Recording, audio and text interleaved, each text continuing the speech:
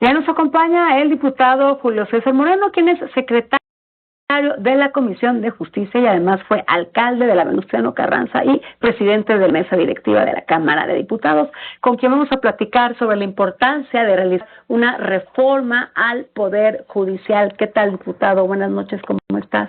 ¿Qué tal, Adriana? Buenas noches, un saludo a tu auditorio y agradecido por estar en este programa. Pues esta reforma al Poder Judicial, en días pasados tuvimos una serie de conversatorios que se dieron en la Cámara de Diputados para definir, establecer cuál va a ser la nueva mecánica y sobre todo si los ministros de la Suprema Corte de Justicia de la Nación deben ir ser electos por voto popular o como se han estado eligiendo en estos años. Platícanos un poco de qué se trató en estos conversatorios y cuál es la idea de esta reforma. Pues mira, efectivamente a partir de estos conversatorios la idea es que transmitir a la gente, al pueblo, a la comunidad, la importancia de esta reforma judicial. Porque son los poderes, el poder ejecutivo, el poder judicial, el legislativo, son autónomos, efectivamente, pero como se conforma el poder judicial federal, hablando ya desde los ministros de la Suprema Corte, 11 ministros, pues prácticamente en la actualidad se dicen autónomos, pero en los hechos se eligen por cuotas. Es decir, lo que se pretende con esta reforma al artículo 94 y 96 de la Constitución Política Federal es terminar prácticamente con el tema de intervengan las cuotas partidistas, los grupos cúpulas, las cúpulas. Claro, porque bueno, estamos hablando de un poder, hay tres poderes de unión, la división de poderes, y no deben de intervenir los partidos políticos porque eso corrompe la democracia de nuestro país. Así es, porque finalmente el ministro en turno, a quien le tenga que resolver un asunto de suma importancia de la nación, pues le debe el favor a quien lo puso, al grupo de poder quien lo puso, más no al pueblo, y por ende pues va a ser parcial su definición o su y bueno, estamos hablando de que solamente son 11 ministros de la Suprema Corte de Justicia. No podemos darnos el lujo que 2 o 3 estén partidizados y cumplan sobre todo con el partido en el poder. Sí, y esto ha sido por años, es decir, así se ha llevado, se pone una terna por parte del Ejecutivo.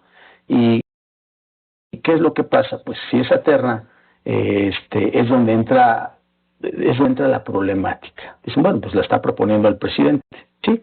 Pero si esa terna no le agrada a las 2/3 partes, que actualmente no tienen un grupo parlamentario, no le agrada, pues es donde se pervierte el choque. Como se hacía antes, y lo decimos con todo respeto. Bueno, además se define en la Comisión de Justicia, y el presidente de la Comisión de Justicia pues tiene mano fuerte ahí, sí, puede influir en la elección. De hecho es en la Comisión de Puntos Constitucionales, pero yo lo que te quiero exponer es algo muy importante. Puede haber una terna, ¿y dónde es la problemática? En que si esa terna, antes cuál era el modus operandi, cómo se estilaba. Pues decían, si les aprobamos esa terna siempre y cuando uno sea para el PRI, otro para el PAN y otro para quien propone. Y no se trata de repartírselo por grupos parlamentarios o por grupos de poder. Se trata de que con esta reforma, pues por primera vez al menos los ministros sean electos por el voto popular, que por supuesto hay requisitos que deben de cumplir, que están en el 95 de la Constitución, para saber qué deben de ser abogados mayores de 35 años, claro, ya que es un puesto técnico, pero sobre todo ya no le van a deber el favor al coordinador del grupo parlamentario del PRI o del PAN, que les vendió el tema de que por nosotros vas a entrar, gracias a nosotros vas a tener las 2/3 partes, y entonces en un tema relevante, pues prácticamente ellos pues tienen que acceder a las peticiones. Traen línea para votar. Línea política y por supuesto traen asuntos de consigna. Sí pasa, no pasa.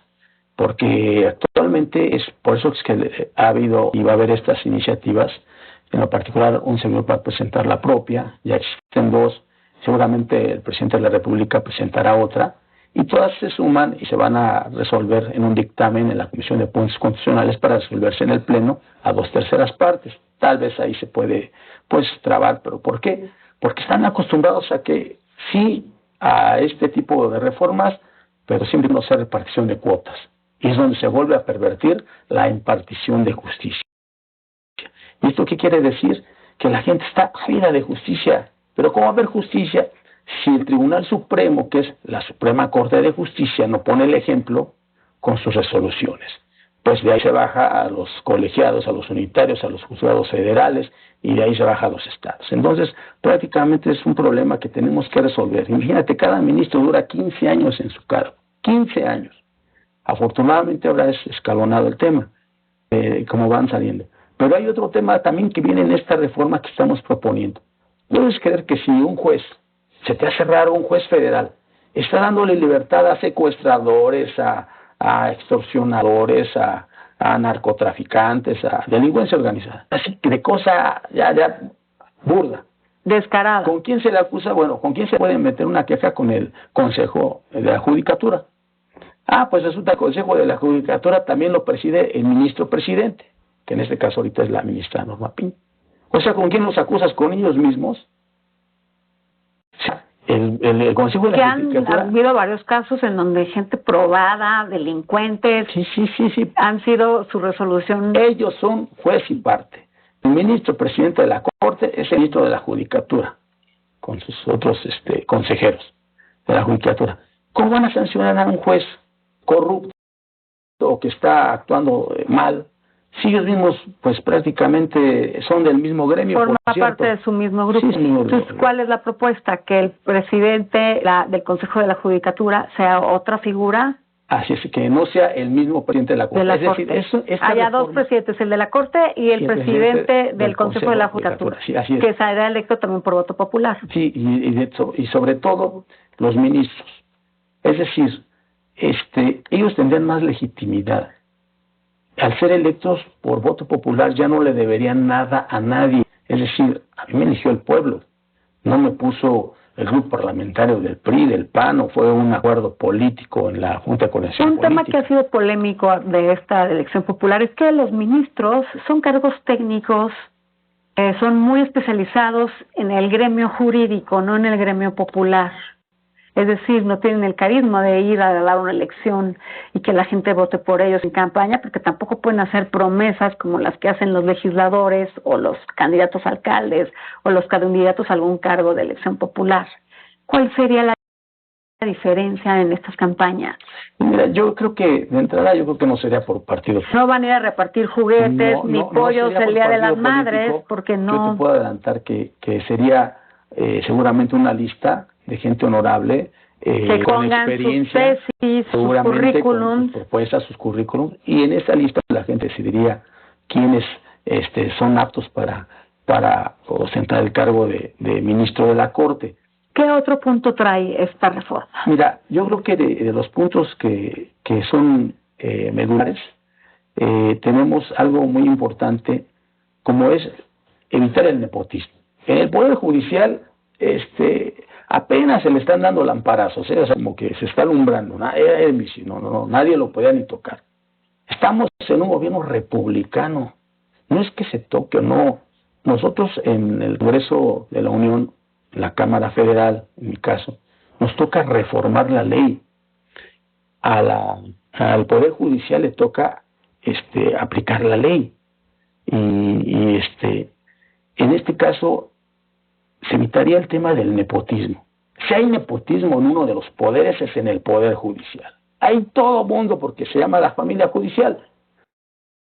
Porque el hermano, el hijo, la esposa también fue abogada, pues ahora ¿por qué no de ser juez? Sí, ahora siempre es el Carrancay, sus hermanos, los tres hermanos. Los mismos. Y por supuesto, tienen que transparentar sus gastos. No es posible que yo me quede en que con todas sus prestaciones, yo recuerdo, es nada más una suposición, pero sí sus sueldos eran arriba de 700,000 pesos mensuales. No porque ganan mucho más que el presidente. Entonces,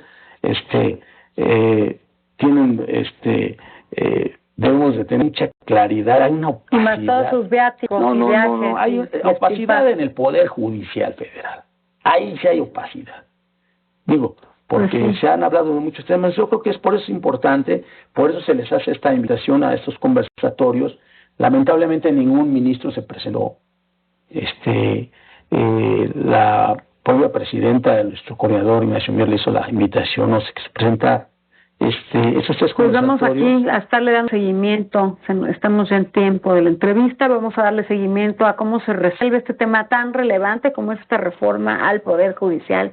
Muchas gracias. Es tan importante que se dieran un bañito de pueblo, que bajaran a hacer campaña y que se bajen del Olimpo y que vean lo que es recorrer las calles y que vean la sed de justicia que tienen los mexicanos. Por supuesto. Muchas gracias, Julio César Moreno, secretario de la Comisión de Justicia. Gracias por estar aquí con nosotros. Gracias.